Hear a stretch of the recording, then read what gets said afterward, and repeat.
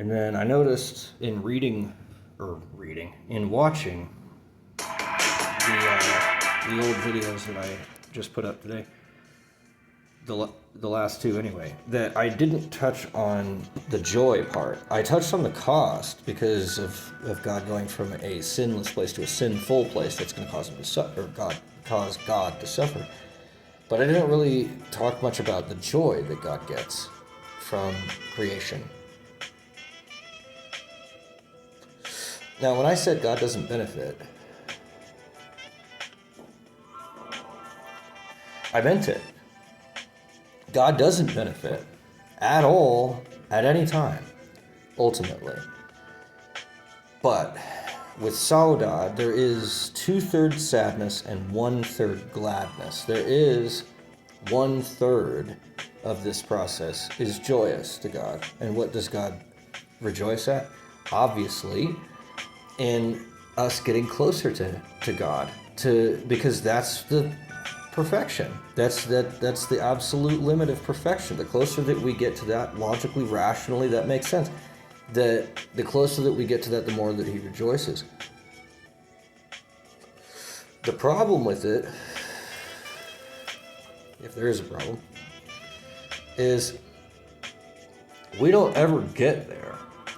We don't ever actually achieve godhood. We don't ever actually eradicate all sin, even inside ourselves, let alone in each other. Now, what that then means is that there is always more evil in creation than there is goodness. Now, that's something else about lucidity. It's mystical. It's a very mystical religion. And some of the stuff in it isn't that rational, but it has some kind of, at least, face validity. So it's 1/3 of existence is considered good. Now, that's not hard and fast. It's not like exactly 33.3% in a base 10 valuation number system. It is the exact amount that it always has been and always will be. It's just a general, overview of the whole thing. Like, as if we were to take God's view from it beginning to end and everything in between, it would all add up to 2/3 sadness at the sin of creation and 1/3 gladness at being, which is non-contradiction between parts. That's what makes things be, is the act of being, which is most reflective of God. Out of all the three absolutes, being is what reflects God's glory and who God is, better than nothing or indiscernibility, which really just act as vehicles to get us to being. And being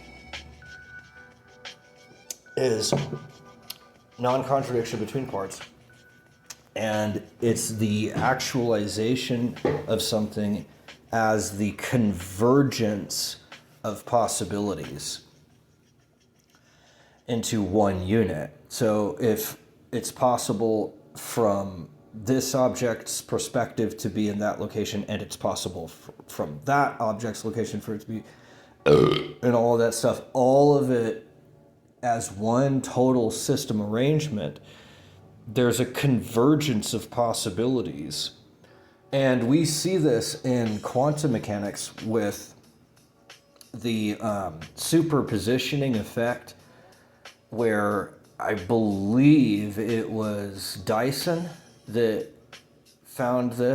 discovered this on this planet first, is that if you were to take all of the possible trajectories of any given movement of any object colliding with another object, for example, billiard balls, if you were to take into account every single possible trajectory that it could take, and then weight those probabilistically relative to each other. So there's like a 33% chance that it's going to go in X direction, and that there's a 0.001% chance that it's going to go in Y direction, it's almost all of it is going to be skewed towards the X direction because of it having such a deep affinity for that probability. But it doesn't mean, and this is what's so interesting, it doesn't mean that the billiard ball goes in the X direction. If you were to take the trajectory that the billiard ball actually traverses, it deviates. It's not parallel to X, even though that's the highest probability trajectory for it to take. It goes in a slightly skewed position towards the other relativities, the other possible probabilities. And it combines and averages those probabilities into a final outcome. The final outcome is an averaging of all of the possibilities converged into one actuality. So, when I say, or I'd like to hope that I can say when we say, as people who believe in lucidity, that the final outcome, average, trajectory of existence is 2/3 sinful and 1/3 sinless. What that means is it's that average, and that's why I love Saudade, because Saudade is one emotion, but it's composed of two more fundamental parts, sadness and gladness, and they're mixed together. It's not that there's a part of me that's sad and a part of me that's glad. It's mixed into this sophisticated, complex tension of emotions. And it's like I say, it's this beautiful ache. And I think that is the final outcome, aesthetic value, artistic measure of what creation is ultimately. Now, there's plenty of ways of looking at it. I mean, you've got the Christian view nowadays that says that existence is ultimately sinful and that it's just evil. And, well, just thank God that there's God, and we can selfishly be glad that there is a God and be thankful for, all of that.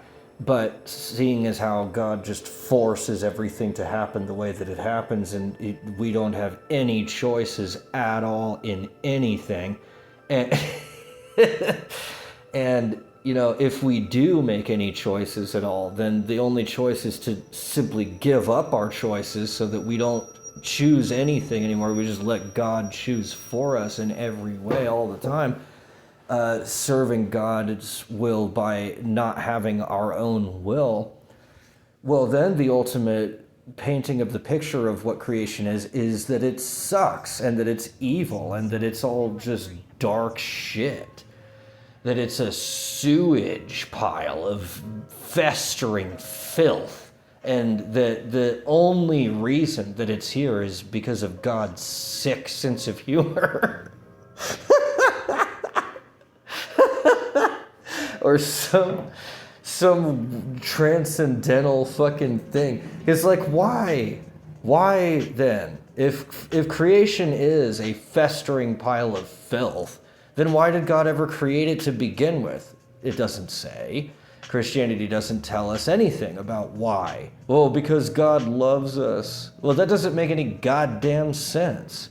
He could, considering the notion that God could do whatever he wants to do, and considering the notion that we are sinful only because God created us to be sinful, I would think that there'd be some reasoning behind it, but we're just told to, stop thinking about such transcendental things, being mortal.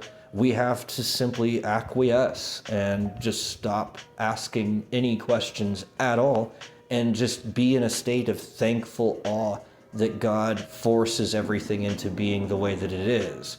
and, absolving ourselves of any motivation to do anything ever and supplanting our own will with his in every sense of the word at all possible times.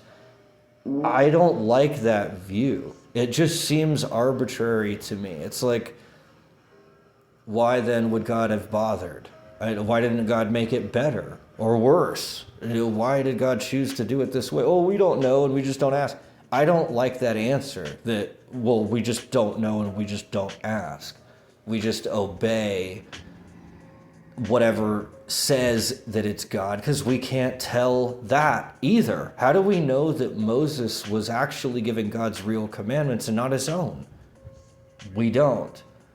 Other than, well, Jesus also agreed with him and a whole bunch of other people also agreed with him. And so then we make the appeal to popularity fallacy, which is a fallacy.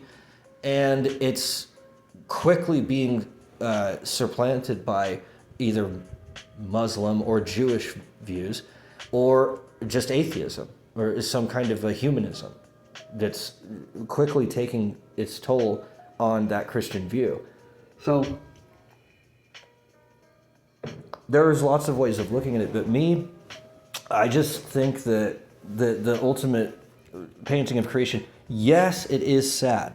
I agree with the Christians on that point, and the Jews and the Muslims on that point, or at least the Christians and the Jews. I don't know about the Muslims, but I know the Christians and the Jews look at the world as a festering pile of dog shit. And so do I.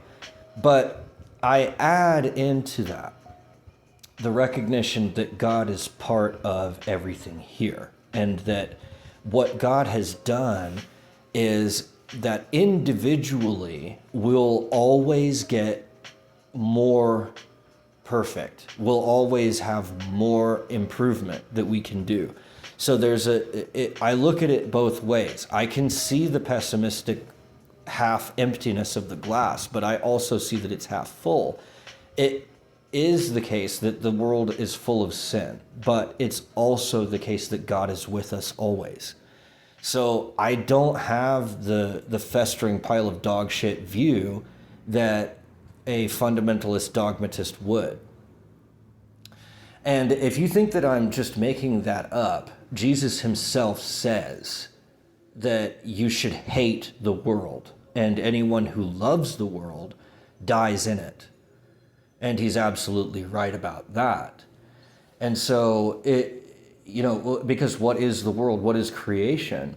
Well, it's the other side of God going through the hole of nothingness, through indiscernibility, into being, from that timeless epoch of God existing in heaven, beyond space and beyond time, flowing into space and flowing into time, and indeed flowing into sin. And so it's not the case that creation is simply a festering pile of dog shit. It's 2/3 sin and 1/3 sinlessness. That's a pretty hefty amount of sinlessness. It's not the majority, but it is significant. It's a very significant part of it.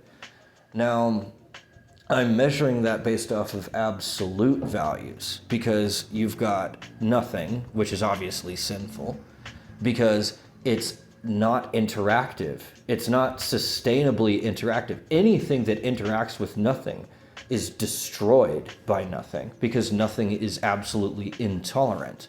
And that's the measure that the devil uses to levy accusations against everyone all the time, even against God and creation, by claiming it is not perfect.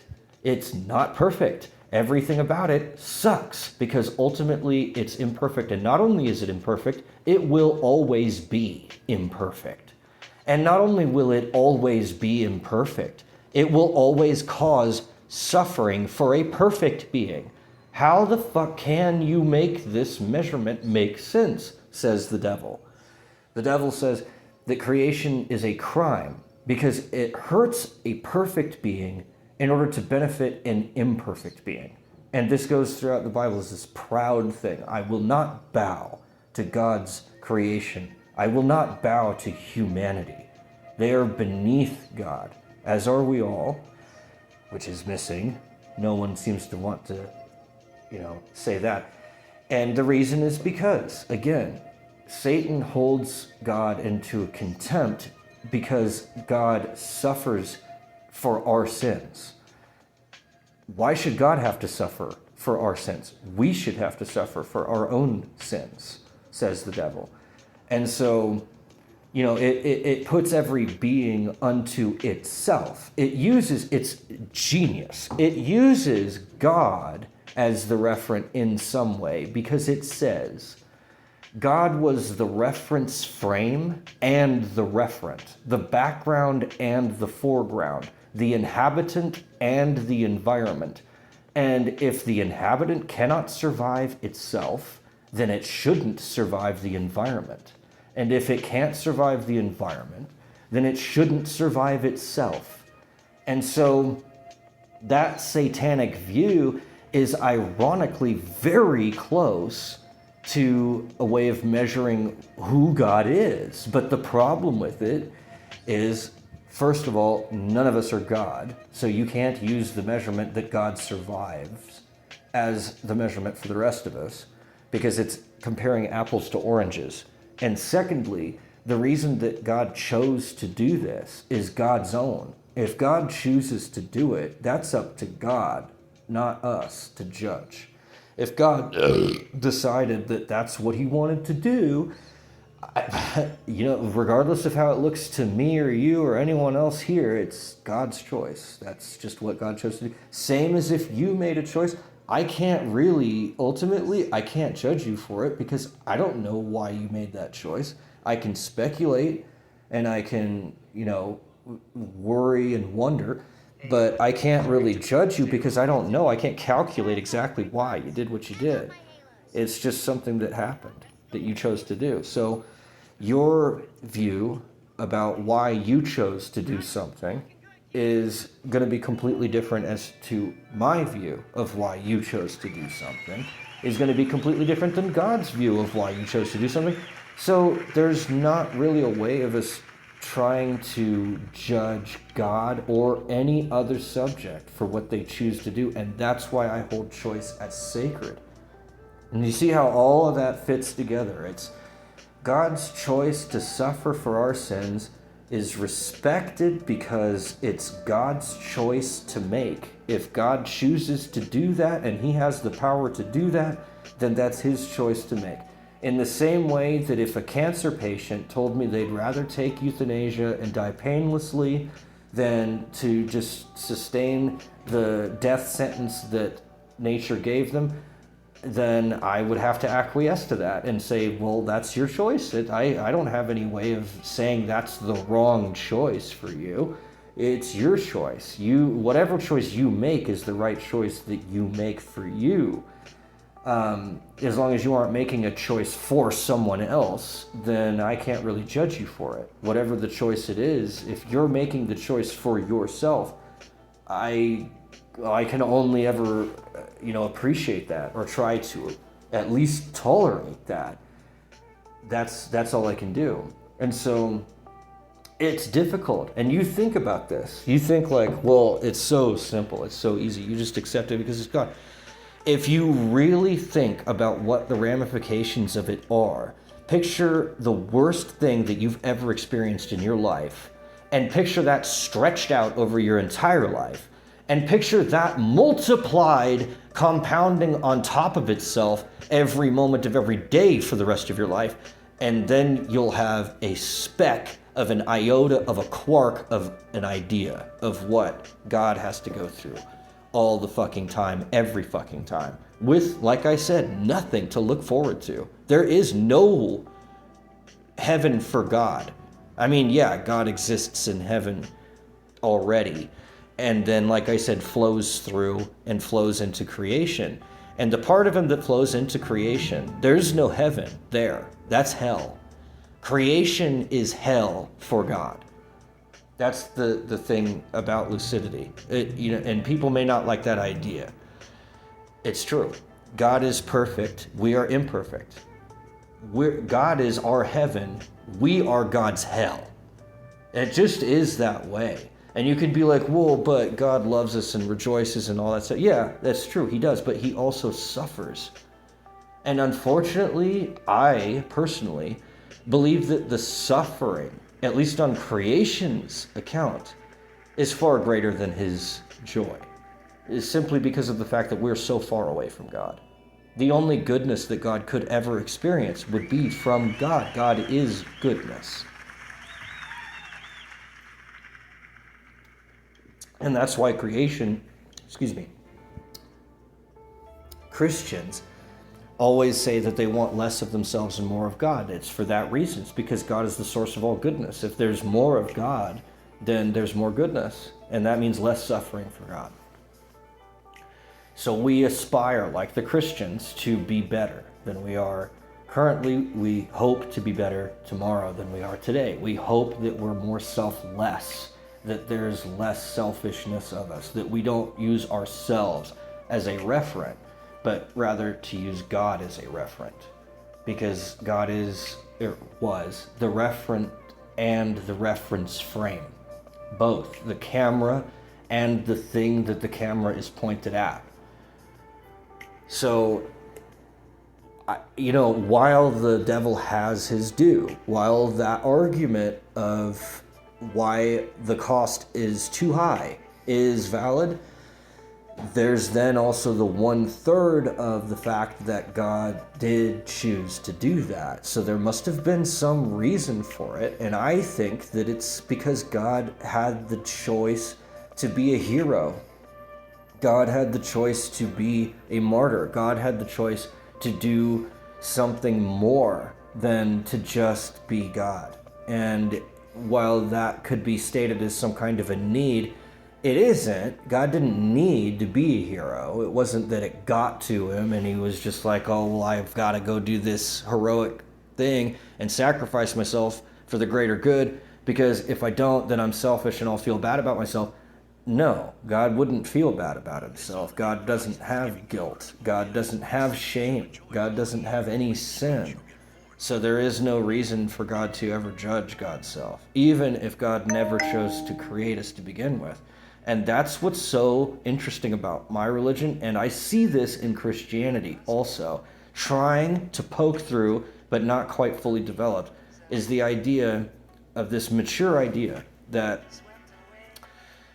God chose to do all these things despite the fact that he didn't have to do it, and he would have been better off if he hadn't, and he still chose to put himself in the worst position all the way. Not because you think about heroism in regards to relation to other humans. You anthropomorphize it. And most people, humans, do anthropomorphize heroism. Well, God wanted to be a hero so that creation would rejoice and be in awe of him. No, he didn't need that. What the fuck good is that? They don't even know. Have you ever had a quote-unquote friend that was like a total loser and all they ever did was just suck up to you and go, wow, you're so cool, but they didn't know anything about you? You're not going to give a fuck. You're not going to care about what that person thinks. They don't know you. Whatever it is that they're evaluating that they say is so awesome isn't you. It's some weird image they have of you, and you know it intrinsically, intuitively, innately, you know it. That it doesn't mean shit. And that, unfortunately, is what the reality is about when we worship God. That's what it is. It's some loser, snot-nosed dumbass that goes, but you're so cool, like a fanboy. But you're so awesome, oh my God.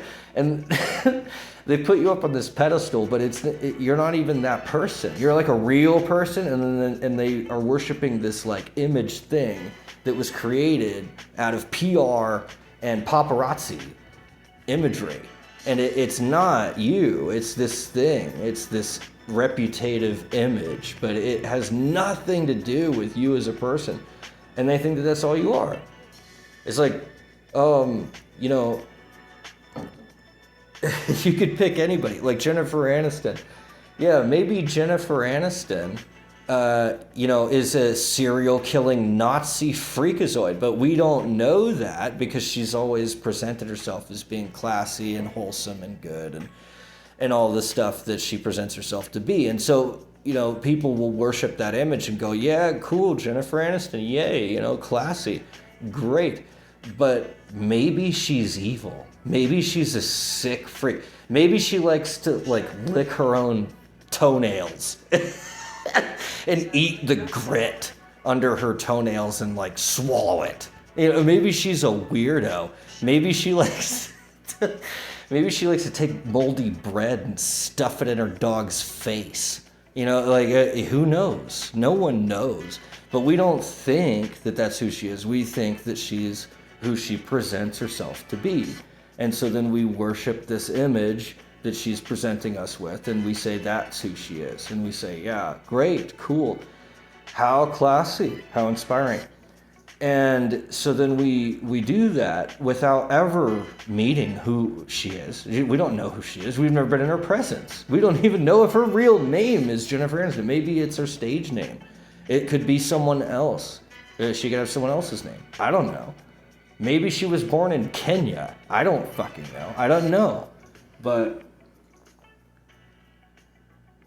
we develop these images of people, and then we worship those images and idolize them. And we say, yeah, that's my reference of what it is to be a good person. And we've never met them. And that's the distinction between what is and what seems to be. Our images of things and things themselves. And there's always that distortion, and that will cause suffering, either when we find out that we're wrong, or when she has to feel uncomfortable when being confronted by that, or when we make some decision in life that was based off of that, even though it was false, and then that thing, because that was false, falls apart and turns to shit. It will create suffering, either now or in the future. But there will be suffering because of the distortion between our images of reality not matching up with actual reality. And every time that happens, there is suffering. And that's the nature of the suffering that God has to endure on our behalf because of us being less than God.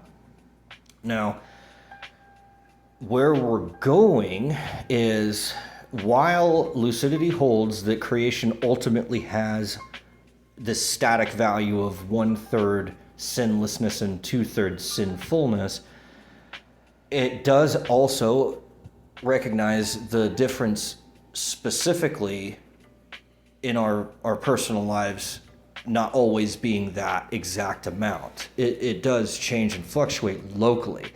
Globally, it remains static. Overall, that's what it is. But at this time, in this place, it might be lower or higher or something else entirely. It's just an overall general view. If you were to take every single fucking thing into account over all of existence, the entirety of it, in the position of lucidity, holds that it's 1/3 sinlessness, 2/3 sinfulness. And the reason I keep stressing that is because it's like, why would God bother creating something where the effect is worse than not having done it at all? Can you imagine doing something where the consequence is worse than when you started doing it? Like, if you were just about to make a decision where you were gonna do something, cause some kind of a change in the world, and wherever the world was at was a neutral place, we'll say, and then after you finish it, it's worse off than when you began. Would that be a good decision? Most people would say no, that's a bad decision, but that's exactly the decision that God made.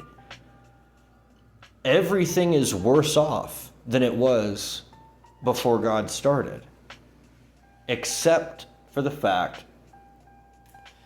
that allowing something to exist at all is completely different from the way that it exists.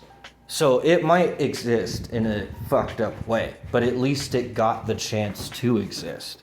It's kind of like seeing somebody that has chronic health problems. And you're like, there's part of you that's like, well, maybe they should just kick the bucket. It'd be better for them. But then there's another part of you that's like, wow, how inspiring that they continue to go on and they have value and they find value in their life. And that's how I view creation. That's how Lucidity views creation, is that it has merit in the fact that there is that 1/3 of sinlessness, despite the 2/3 of sinfulness, that God is demonstrating the fact that even in pure darkness, wretched, evil, hell, God's light can still penetrate. There is still some sinlessness that made it through. It wasn't the case that everything became evil. But then, wouldn't it be better if everything in creation were mostly good? Wouldn't it have been better if God had created a creation in which 2/3 of it was sinlessness, or even 3/3? Why didn't he just create an alternate version of himself? Well, because there's only God, and in a spaceless, timeless existence, there's no time to change, and there's no space to be someone else. So then there's just God.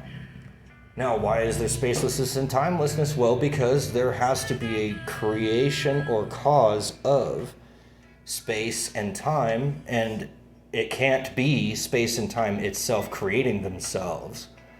So then it must have been something that was not space and was not time. Spacelessness and space-time, or timelessness. So,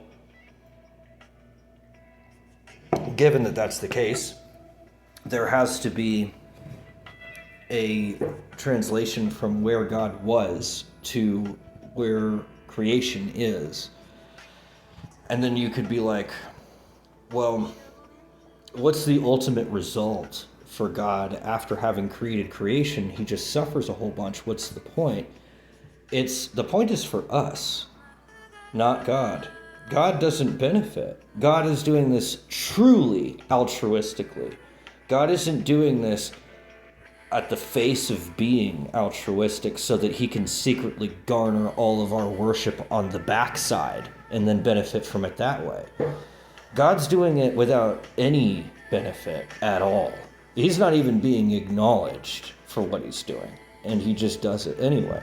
And you could be like, well, but you're acknowledging God. No, I am attempting to paint an image of a microscopic speck of an iota of what it might be speculatively about what God is experiencing.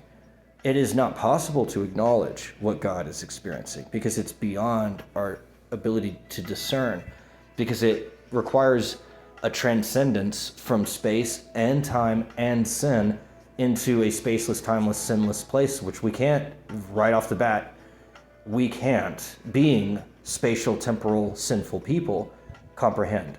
Not only that, but then we also have to understand the even more transcendental weirdness of transferring that spaceless, timeless, sinless area into a spatial, temporal, sinful area. And the transition between the two is its own thing.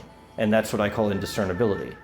So the whole process is totally incomprehensible to us. The only thing that we can understand is the basic elemental relations between all these things. But we can't even begin to comprehend the qualitative feeling of what that actually feels like to go through that. And it's a recognition of God's constant sacrifice for us, but it isn't a sacrifice that's done because, God wants us to do something about it. It's done simply on the basis that God wanted things to exist. Even if they existed imperfectly, he wanted them to exist. There's something that God valued about existence intrinsically, without any function, without any form, without any justification beyond itself. Intrinsic to itself, it has value to God. So there's something about that. And I think that the way that God got that is he values himself. At one point in the timeless epoch, that's all there was. So it would then make sense for God to use the same measurement that he used on himself with the rest of us and say, okay, now you do it. You value yourself and everything else around you according to your own will, according to what your soul says, according to what you believe.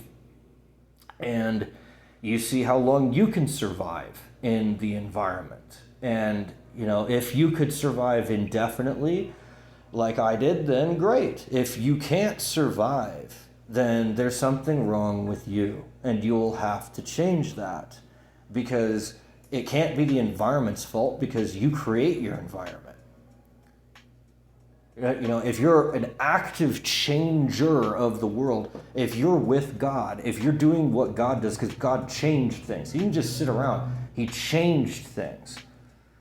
If you're along that same kind of a trajectory of flowing, of changing, of creating, of causing, of doing, of being, then the environment should be a product of you. So wherever you find yourself, you should blame yourself for it, because the environment should be a product of you, not the other way around. But it is a valid, like I've already showcased, the devil's view is the exact opposite, that we are a product of our environment, and that our environment should be the one that measures us, not we measuring our environment. And that view is passive, and that view is reactive, and it's subservient, ironically. And it doesn't sit well with itself. And I think that that's quite telling, that the devil would not be able to take his own company. So I think that even despite the 2/3, the majority of existence being hellacious and putrid in God's eyes, the fact that even 1/3 of it passes God's judgment, I think, is worthy of miracle. But beyond that, why is it that the majority of creation is evil, and yet God calls it good, or at least thought it was good before he did it, because he's sustaining it to this day? So obviously he thinks there's something worth sustaining, even though 2/3 of it is sinful. And I think the reason is because God found something intrinsically valuable to existence itself, regardless of whether that existence is comfortable or uncomfortable, good or bad, indifferent, here, there, or anywhere. Just something about existence itself that is good. And the reason that I think that is the case is because if you look at Jesus' life, it's the same kind of a thing. He was homeless. He was wandering around. He didn't live well. He wasn't a prince or anything. He didn't have a harem. He didn't fuck all the bitches. And he wasn't being celebrated, everywhere that he fucking went. He was being hounded all the damn time. And he lived a life of brutal fucking heartache and pain, constantly being betrayed by his friends and family, and everybody around him being a dickhead and a fuckface. And and yet he is just hanging out and just, whatever, okay, you guys do that, but I'm gonna do this thing over here totally independently. I'm going to make the environment a product of me. I'm not gonna be a product of my environment, kind of a thing. And it just rings through. And the other thing is lucidity is trying to be and I don't know if it succeeds or not. I guess that's really up to the eye of the beholder. It's trying to be Christian in a sense, because I am trying to be a Christian in a sense, and I'm the creator of lucidity. I am the founding father of lucidity, and I am trying to be a Christian. And the reason I say trying is because I don't know if I could live up to what Jesus said I needed to do for him to recognize me. Jesus said that what I need to do is I need to love other people as Jesus loved them. And I don't know if I can or have done that. So I try to be a Christian because I believe And I think that that is the right way to do it, that Jesus had the right answer, but I just don't know if I can follow that. And I don't feel like I can. I don't feel like I could love someone else so much that I would die for them. I just, at this stage in my life, with the people that I have in my life and the person that I am right now, I can't say that I would die for anyone else. I wouldn't. I would not do it. Or if I did, I would be like really pissed about it. It wouldn't be happy. It wouldn't be like, welcome for me. So I don't know if I can call myself a Christian, but I try to be a Christian. I try to follow Christ. And so lucidity isn't totally Christian. It isn't like dependent upon Christianity. It isn't really a part of Christianity, but it has very deep Christian sympathies, and it borrows deeply from Christianity. Even the feeling itself that characterizes it, saudade, fits right in line with Jesus and his life and all of that stuff. So it isn't in the dogma itself that, that Moses and the Bible and all that stuff, it isn't necessarily a part of lucidity, but it does parallel very nicely with it in lots of ways. There's other ways where it doesn't, like I was saying with tyranny and God controlling everything and all that stuff. And so I worry a lot of the time that it might be an anti-Christian religion. Maybe I'm the Antichrist, and maybe lucidity is the anti-Christian religion. I mean, the other thing about lucidity is it is the only religion that I know of in the world that believes in both an eternity after this life and reincarnation. And it doesn't believe that anyone could ever achieve actual nirvana, that you will never break through all of your karma. Because in order for you to be karmically neutral, you would have to become God. And I don't believe that that's possible. And so lucidity, at least currently, because it's still being developed, also doesn't hold that view. And there might be a day where I develop lucidity enough that there will be a day where I can say, I believe this, and lucidity doesn't believe that lucidity believes something else, and I just disagree with lucidity on that.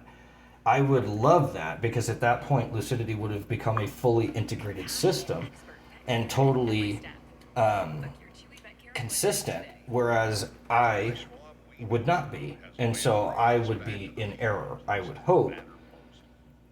But that's remaining to be seen. That'll happen in the future after I get lucidity fully developed. And that's what this is all about, is trying to develop it.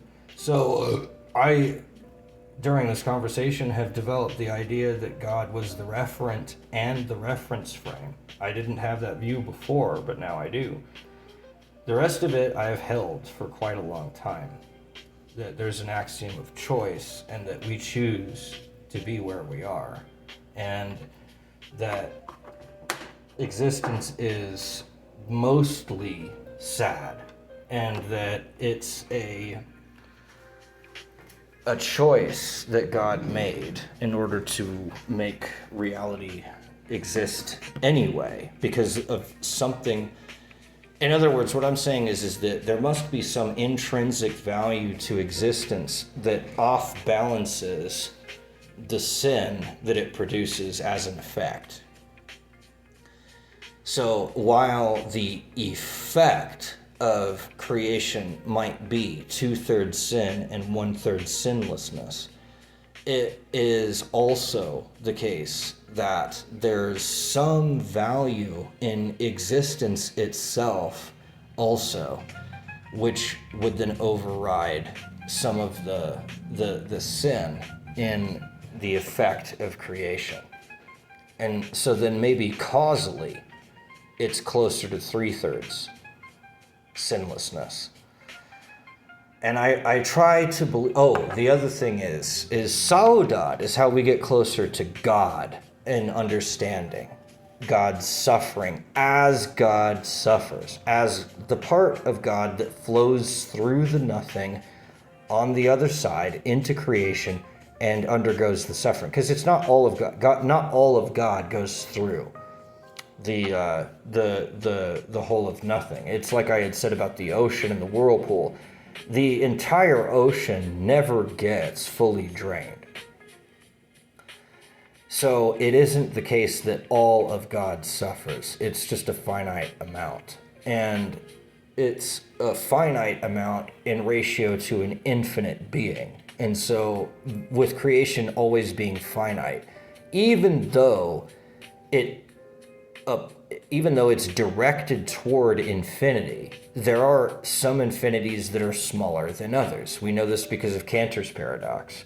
For example, if you were to take every natural number from 0 to infinity, that's one set, and that set is larger than the infinite set of all the even numbers, which is the same size as the infinite set of all the odd numbers, which are again larger than the set of all prime numbers, for example, or all multiples of 7. There's differing levels of infinity. All of those sets are all infinite because they're all parts of an infinite set. But some of those parts are larger than others. And so while God does suffer infinitely, and while creation as a finite structure always grows toward infinity, the infinity that it's growing toward is always less than the infinity that God has always been. So God will never be overtaken. It's a tiny, tiny, tiny iota. So from God's perspective as a total unit, if we were going to take everything about God into account, the real creation is so tiny in comparison to God that the amount of suffering at the very maximum level that creation could ever possibly impose upon God would be less than a flea bite on a single skin cell. It's so tiny that it almost doesn't even show up in the math, because God is so much larger than creation is, that even if creation was as huge as it could ever be, and even if it was totally sinful, it still would never be anywhere near the area or volume or whatever size of God. That infinity is the largest infinity that there ever could be. And the difference between it and every other infinity is infinite.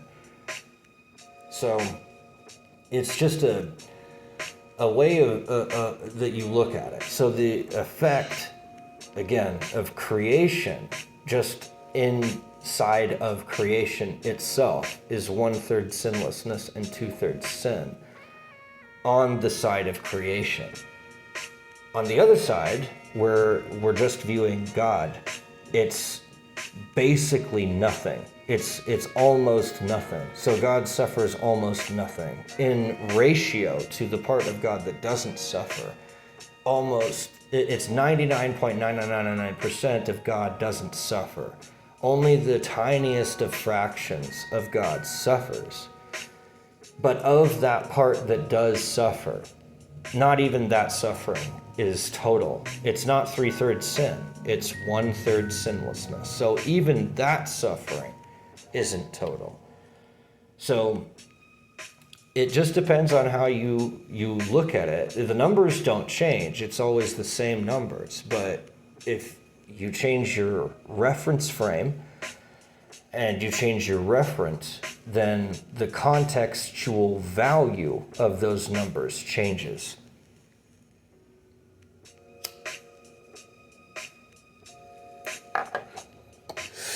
And so that's part of God too.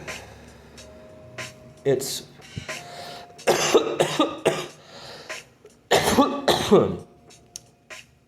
God has the ability to see all reference frames because God is the ultimate reference frame. And God knows all reference because God is the ultimate reference. And God created all the reference, which all exist within the reference frame of God. So all of it is known to God. Now, when we get finished doing what we're supposed to do here, because there is a mission that we all have, which is to get closer to God. And we do so successively through our lives, but also within our lives. And in the same way, we have an eternity outside of our lives, but we also have reincarnation. So there's a relativistic eternity when our mind dies after our body. There's no more relativity, there's no more room for time, but there is that flip book of sequence, order, and arrangement. That arrangement doesn't change, but it is an arrangement. And so the closer that we get to God, the less deviation we get from the light and the less garish it looks at us when we die. We don't get blinded by the light anymore. It doesn't hurt our eyes and sting. It's a pleasant view. And it becomes more pleasant as we open our eyes wider and our eyes adjust and our pupils adjust to the light. We are no longer stung by it. And so we get an easier time. But it's never the case that we will have no suffering, and it's never the case that our suffering will become absolute.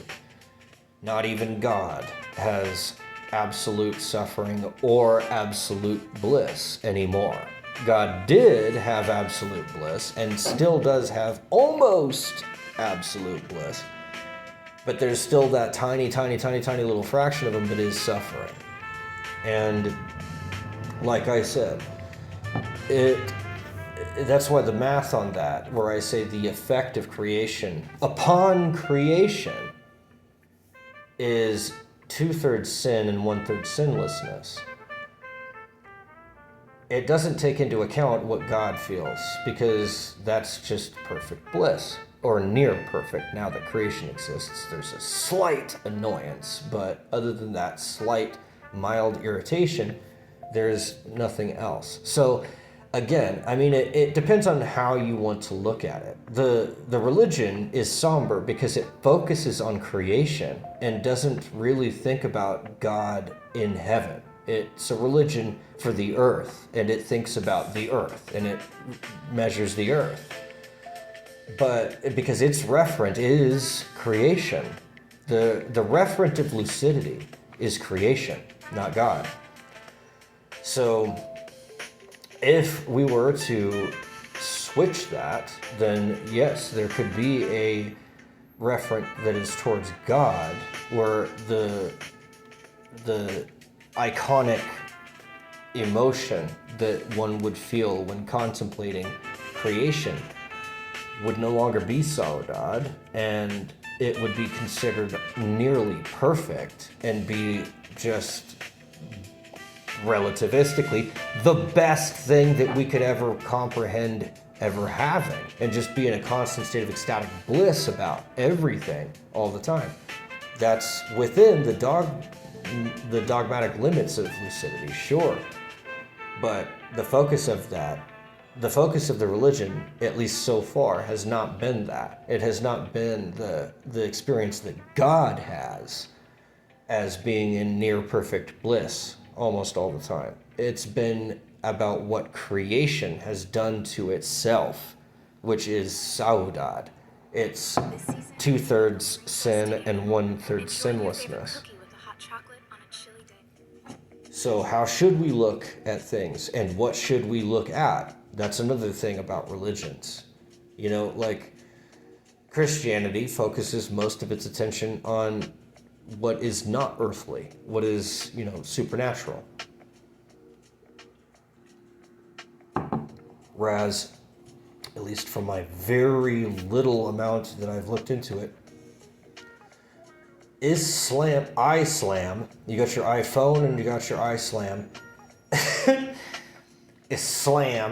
Islam focuses most of its attention on earthly matters because the heavenly transcendental stuff is so transcendental that we can't comprehend it and we can't judge it anyway. So there's really no point in even thinking about it. You just accept everything the way that it is because that's how Allah made it. And that's it. And then you just do whatever you personally want to do. And that's always given from Allah because Allah's in control of absolutely everything. And if it exists, it's because Allah made it exist. So there must be some reason for it, kind of a thing. And we'll never know what that is. And so we shouldn't even bother questioning it. And that leaves us only with our own selfish views of the world. So, I mean, the referent of Islam is creation because it views the transcendental as being so transcendental that there's really no point in even thinking about it because there's no way that you could ever make any distinctions there. It's so far beyond our conception that there's no way to make any measurement. And therefore, the only thing that we can do as the mortals that we are is focus on our own mortal existence, our own mortality and things that are tied to it. So that's the give and take about which referent you want to take at which time, at which place, and all that stuff. So the final result of all of that is that the end result of where we're going in lucidity is towards something that's more integrated, sustainably interactive, and independent. And that means that we'll have a larger scope of what is and isn't real. And it will also be accurate, hopefully more accurate as time goes on, and more reliable, and more versatile, and more pervasive and ubiquitous throughout all of the academic stuff and all of the data that we have, etc., all integrated into a single system. That system will then grow and grow and grow and grow until we get such a sharp image of what reality is that we can start to evaluate it the same way God does most of the time. And we won't be able to do it exactly the way that God does it every time, but we can mostly approximate where God would place his judgment most of the time. And that's the best that we'll ever get. And when we get to that point, then we'll undergo what I call a crystallization, which is when we reach full absolute integration, where everybody is on the same page. We all believe the same things. We all make the same types of decisions based off the same parameters and the same equations and the same predictable explanatory models and definitions, and we're all on the same page. Once we're all on the same page, we achieve crystallization, and then after we achieve crystallization, then being is fully realized. It's as close to God as it could possibly be. It becomes solid, and it then emits its own light, independently of God, but also in the same, I would hope, parallel way that God does it, in accordance with God's will. And so then we will begin co-creating with God. And that's what I call the fourth era.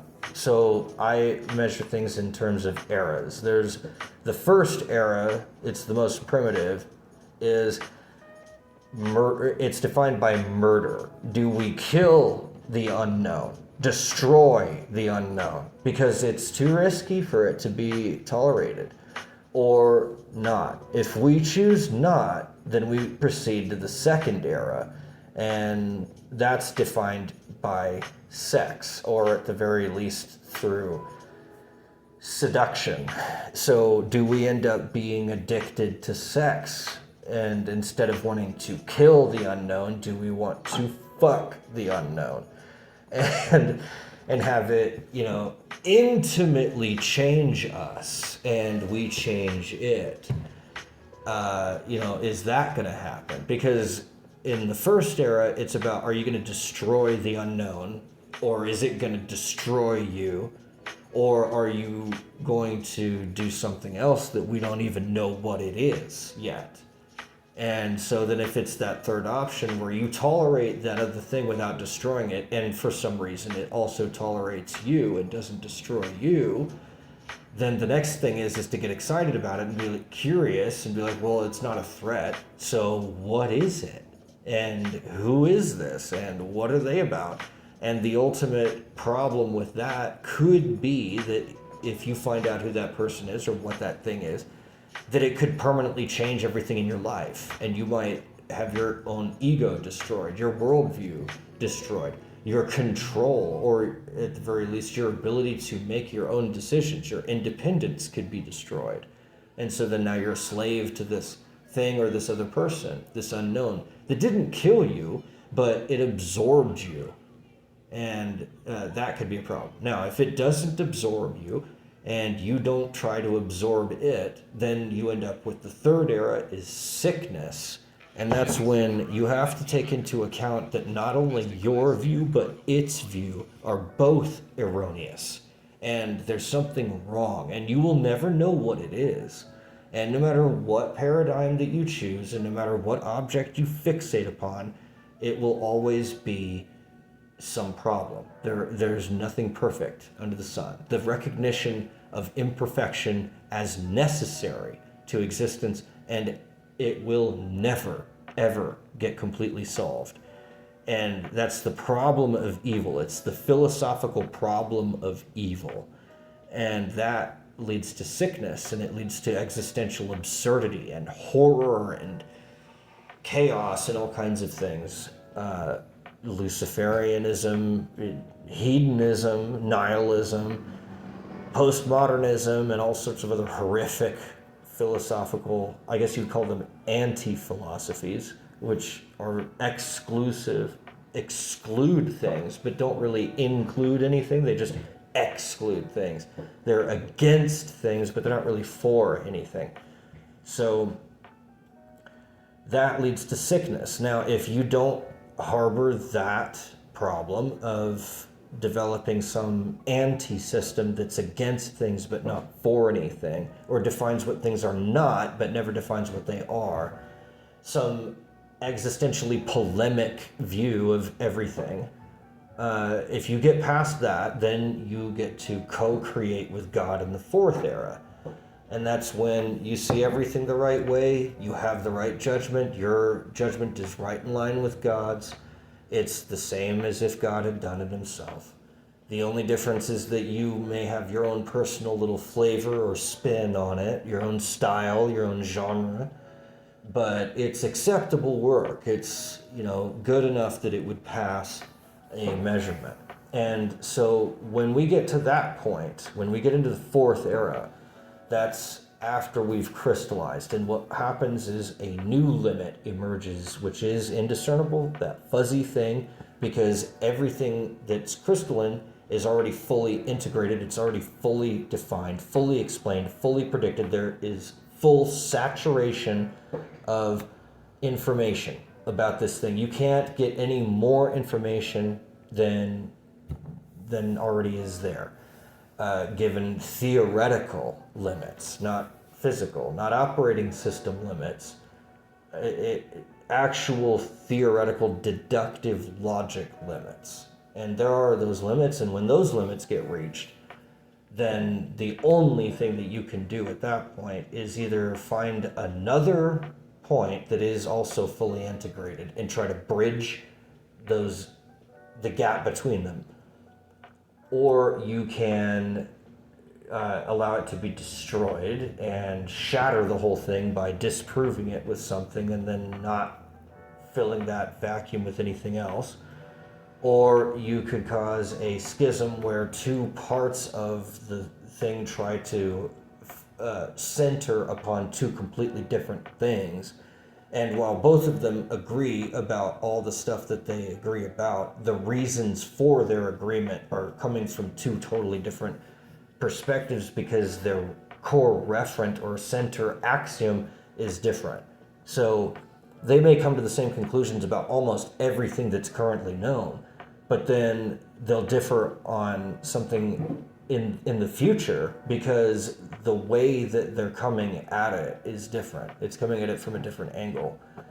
So that can happen. And it will continue and continue and continue. And that's part of co-creation. And each of those things will, again, either shatter and turn into nothing and disintegrate, or it will remain integrated and it will split into two and form two completely new, or three or four or five or whatever, new, little cousins, little daughter programs, or whatever they are.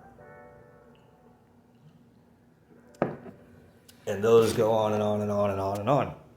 And that's where we're going. And so the final thing is the unfolding of our reference frames. There's not an ultimate unfolding, but there's, you know what? There's an ultimate unfolding, which is, it's given all the things that we currently know, all the possibilities that we currently have, everything that we could possibly know about is part of one universe. And then beyond that universe, there's new possibilities.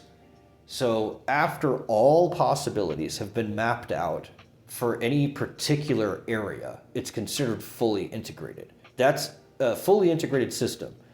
Is a system that has no possibility of changing. It can be destroyed, shattered and isolated and disintegrated off. And it could be remaining integrated with the rest of the system, but it cannot ever change. And that's how you'll know it's fully integrated. There is no possibility of it changing. All possibilities have been rendered and mapped and absolutely certainized, and there is no room for error or judgment or deviation. It's perfectly consistent, absolutely accurate, and reliable. And that is fully integrated. Once that's done, then there's this fuzzy limit, indiscernibility, just beyond that limit of integration. And then beyond that, then there's the unknown, where we don't know what the hell it is. Or there's being, quintessent raw reality, where we can't directly access it, but we have theoretical, speculation as to what it is. And as we continue and grow and expand and integrate, then we are participating in co-creation. And so those eras are, in a sense, a way of telling our history as a species, but it's also our individual lives and our individual paradigmatic evolution toward understanding what creation is so that we can participate in co-creation. And that's what the Sands are here to do. And what God, I think, is here to do is to give us that independence so that we can co-create with God independently, consistently, and sustainably, interactively with God, all as part of one unit, one total creative unit. And it just takes a few axioms, one of which is that creation is good. We don't know if it's good or not because there's nothing external to it that we could use to discern whether it's good or not.